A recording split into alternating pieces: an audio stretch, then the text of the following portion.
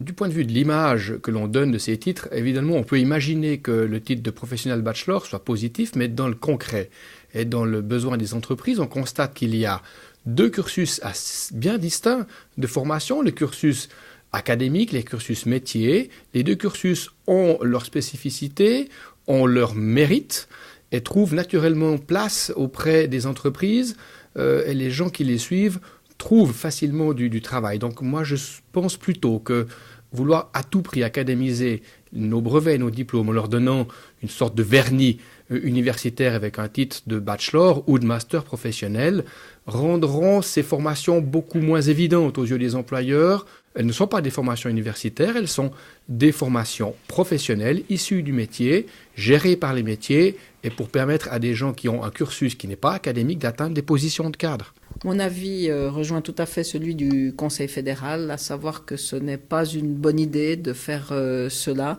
Il ne faut en aucun cas académiser ces titres. Les écoles supérieures sont des institutions de formation de tout à fait bonne qualité. Elles ont leur créneau qui est bien défini, donc il faut garder leur spécificité et ne pas commencer d'utiliser des titres qui pourraient induire une grande confusion avec les titres du tertiaire. C'est aux responsables de la formation professionnelle de décider les titres qu'ils veulent donner. Je comprends la volonté de valoriser les formations professionnelles, mais il me semble que la richesse de ce système dual est telle qu'il faudrait mieux utiliser des titres qui distinguent bien les deux voies de formation. L'académisation des formations professionnelles, pour moi, doit répondre à une réalité, à savoir le fait qu'on a des métiers, qu'on a des activités professionnelles qui prennent de la technicité et qui, sur le plan de la formation, doivent être adaptées en conséquence. Et c'est vrai que, la voie de l'académisation, c'est une voie qui peut être en cohérence avec cette question d'évolution des métiers et d'évolution de leur technicité. Donc en cela, oui, et encore une fois, pour autant que ça réponde à une réalité du terrain, et à une réalité de l'entreprise ou de l'institution.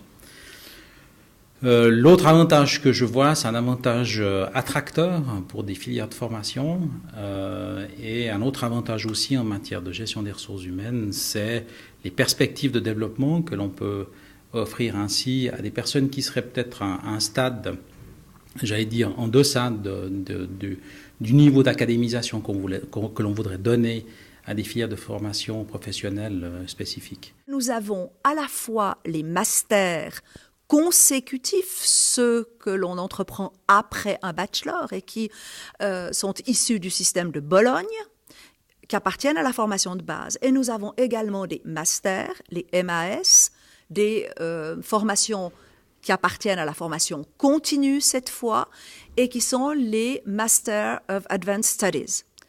Et je peux déjà vous dire que c'est très compliqué à l'intérieur et bien sûr encore plus à l'extérieur de nos hautes écoles, de faire comprendre la différence entre un master et un master.